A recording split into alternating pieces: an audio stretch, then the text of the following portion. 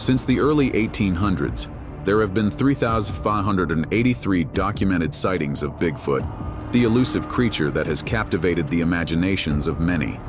The following story is based on real events and is inspired by true encounters reported by those who have come face to face with this legendary beast. Drawing from sources such as All That's Interesting, Bigfoot's Wilderness, Mazastic, and Grunge, this narrative weaves together eyewitness accounts and chilling experiences to bring you closer to the mystery of Bigfoot than ever before. Watch closely, and you might just find yourself believing in the unbelievable. Prepare yourself for a journey beyond the ordinary, into the shadows of your deepest fears. Welcome to the world of Mr. Scary Guy.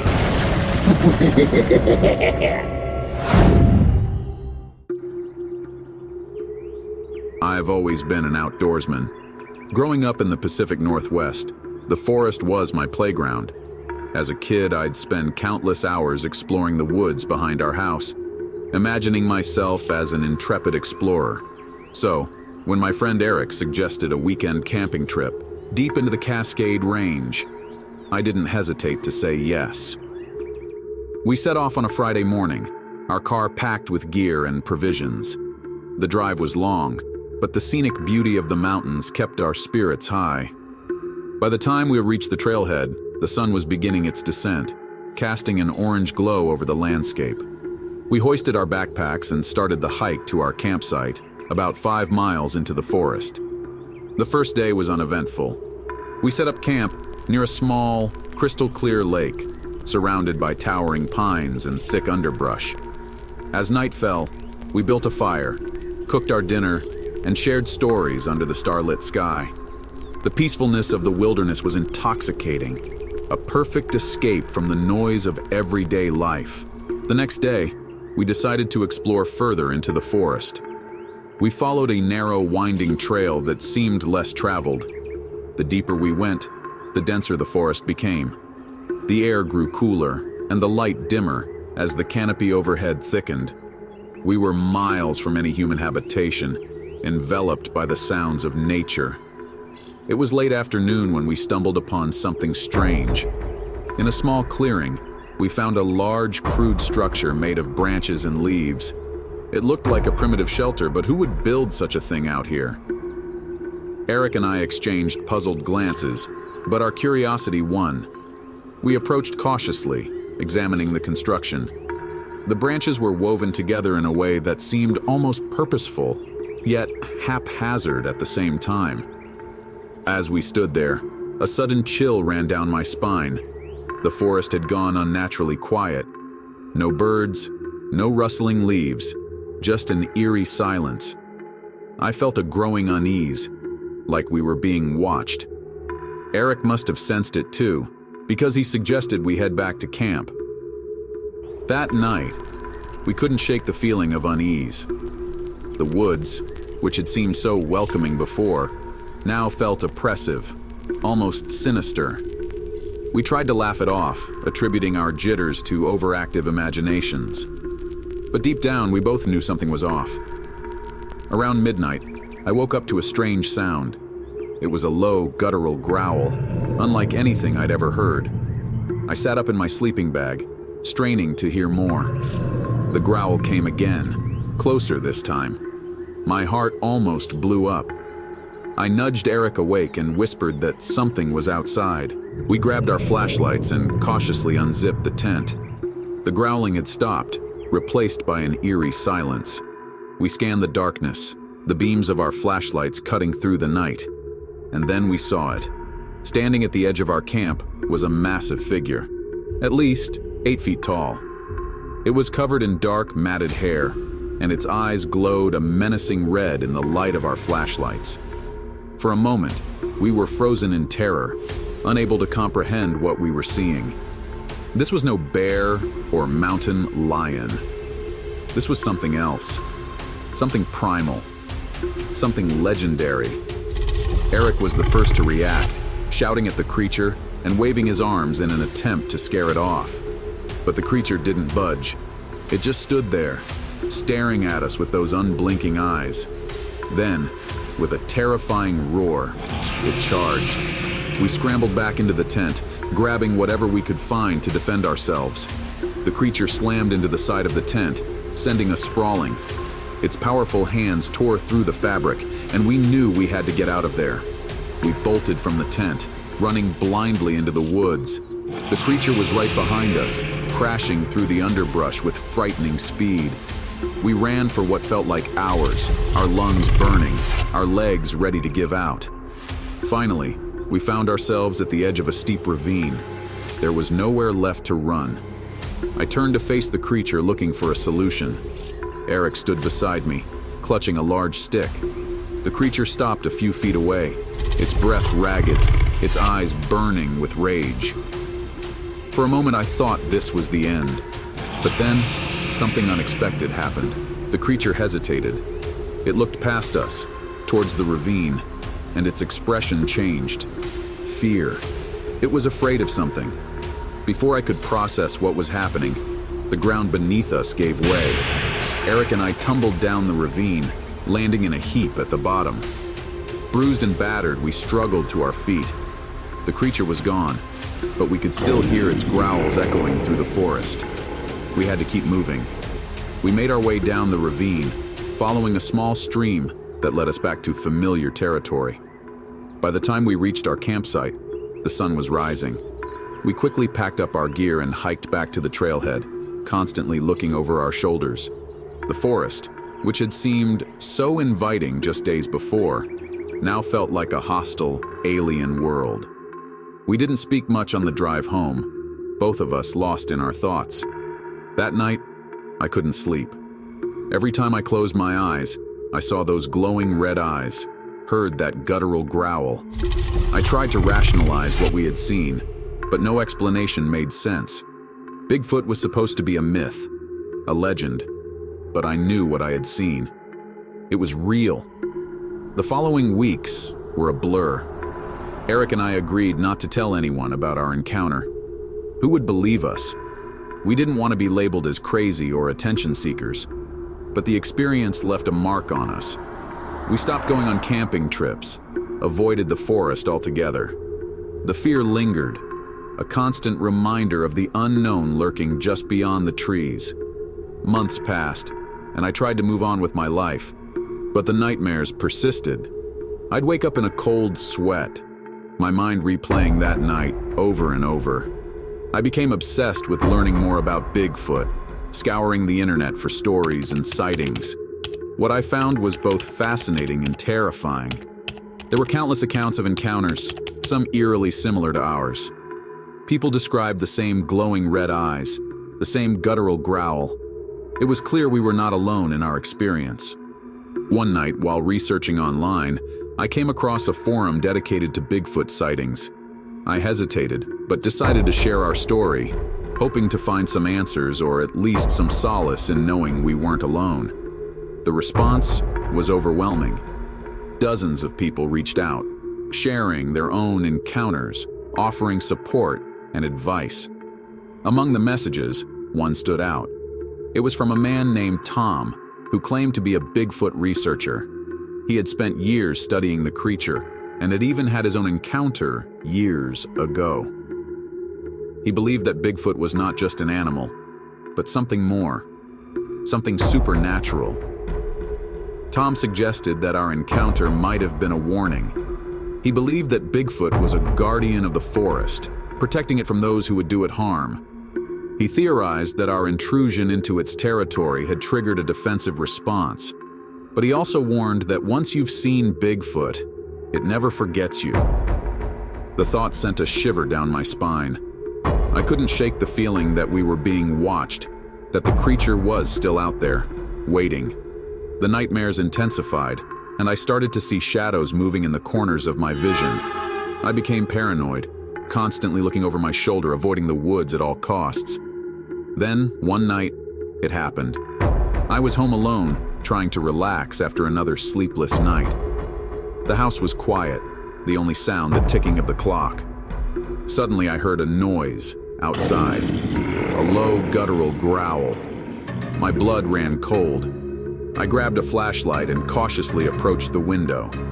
Peering out into the darkness, I saw nothing. But the growling continued, growing louder, more menacing. I knew I couldn't stay in the house. I had to get out. I grabbed my car keys and bolted for the door, but as I stepped outside, I saw it. Standing at the edge of the woods, just beyond the reach of the porch light, was the creature. Its eyes glowed red in the darkness, its massive form silhouetted against the trees. I froze, really. The creature took a step forward, and I could feel its gaze locked on me. I knew I had to act fast. I jumped into my car and sped down the driveway, my heart pounding in my chest. In the rearview mirror, I saw the creature watching me, its eyes burning with an intensity that chilled me to the bone. I drove aimlessly for hours, trying to put as much distance between myself and the creature as possible. Eventually, I found myself at a motel on the outskirts of town. Exhausted and shaken, I checked in and collapsed onto the bed, hoping for some semblance of rest. But sleep didn't come easily. Every creak of the building, every rustle of the wind outside, sent me into a panic. I felt trapped, cornered by an unseen threat. The weight of the encounter bore down on me, suffocating any sense of safety or normalcy. As dawn broke, I knew I couldn't continue like this. I needed help. I reached out to Tom, explaining what had happened. He listened patiently, offering words of comfort and advice. He suggested I come to his cabin deep in the woods of Oregon. It seemed counterintuitive, heading back into the forest after what had happened. But Tom assured me his place was a sanctuary. He believed he could help me understand what I had experienced, and perhaps even find a way to end the nightmare that had taken over my life. With nowhere else to turn, I agreed. I packed a bag, left a note for Eric, and set off on the long drive to Oregon. The journey was grueling, my mind replaying the events of that fateful night over and over. By the time I reached Tom's cabin, I was a bundle of nerves, my paranoia heightened by the dense woods surrounding his isolated home. Tom greeted me warmly, his demeanor calm and reassuring. He was an older man, his face weathered by years spent in the wilderness. Despite his grizzled appearance, there was a kindness in his eyes that put me at ease, if only slightly. He led me inside, where the walls were lined with books, maps, and various artifacts related to Bigfoot. It was clear he had dedicated his life to understanding the creature. We spent the next few hours talking, Tom patiently listening to my story and asking insightful questions. He explained his theory that Bigfoot was not just an animal, but a guardian spirit of the forest, an ancient being with a deep connection to the land. According to Tom, those who encountered Bigfoot were often marked in some way, chosen for reasons beyond their understanding. The idea was both terrifying and fascinating. Tom believed that my encounter had triggered something within the creature, a sense of recognition, or perhaps even a test. He offered to perform a ritual that he believed would help me sever the connection and find peace. Desperate for any solution, I agreed. That night, under the light of a full moon, Tom led me into the forest behind his cabin. We followed a narrow path to a small clearing, where he had set up a circle of stones. In the center was a fire pit, the flames flickering and casting eerie shadows on the surrounding trees. Tom instructed me to sit by the fire, close my eyes, and focus on my breathing. He began to chant in a language I didn't understand, his voice low and rhythmic. The air grew heavy, and I felt a strange energy wash over me. Tom's chanting grew louder, more intense, and the flames of the fire seemed to dance in response. I felt a presence, something ancient and powerful, watching us from the darkness. Suddenly, the fire flared up, and I heard a guttural growl, the same sound that had haunted my nightmares. I opened my eyes and saw the creature standing at the edge of the clearing, its eyes glowing red with an unnatural light. I wanted to run, but my body wouldn't move. I was paralyzed, trapped by the intensity of the moment. Tom continued to chant, his voice unwavering. The creature took a step forward, then another, until it was standing just a few feet away. I could see every detail of its massive form, the matted hair, the powerful muscles, the intelligence in its eyes.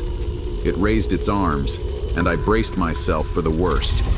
But instead of attacking, the creature stopped. It looked at me, its expression inscrutable.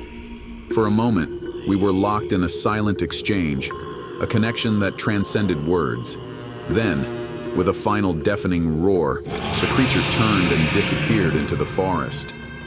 The fire died down, and the heavy energy lifted. I collapsed to the ground, exhausted and shaken. Tom knelt beside me, placing a reassuring hand on my shoulder. He explained that the ritual had been successful, that I had faced the creature and survived. The connection was broken, and I was free. I spent the next few days at Tom's cabin, recovering and trying to make sense of everything that had happened. Tom was a patient and wise guide, helping me process the experience and understand the deeper implications. By the time I left, I felt a sense of peace that had eluded me for months. Returning home, I found that the nightmares had stopped. The paranoia faded, replaced by a newfound appreciation for the mysteries of the world. I reconnected with Eric, and we talked about our experience, finding solace in the shared understanding of what we had gone through. Life slowly returned to normal, but the encounter had changed me in profound ways. I couldn't forget what I had seen, what I had felt. The forest, once a place of adventure and exploration, now held a deeper, more complex significance. I knew that Bigfoot was out there, not just a myth, but a living, breathing guardian of the wilderness.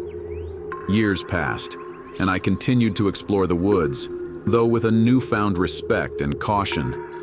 I never saw the creature again, but the memory of that night remained vivid in my mind. It was a reminder of the unknown, the unseen forces that shape our world in ways we can't always comprehend. One day, I received a letter from Tom. It was brief, a simple note thanking me for trusting him and sharing my story. He mentioned that he was still researching, still seeking answers. There was a postscript, a single line that sent a chill down my spine. Remember, the forest never forgets. I folded the letter and placed it in a drawer, feeling a mixture of gratitude and apprehension. I knew that my encounter with Bigfoot was a rare and extraordinary experience, one that had changed my life forever.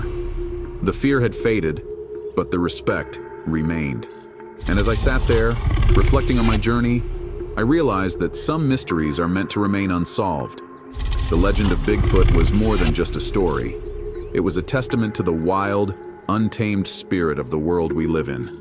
A reminder that no matter how much we think we know, there is always something lurking just beyond the edge of our understanding, waiting to reveal itself to those who dare to venture into the unknown. Tonight's horror story ends here. Tell me what you think in the comments, and if you have a story that could send shivers down our spines, share it with us. And remember, the night is darkest before the dawn. This is Mr. Scary Guy saying, sleep tight.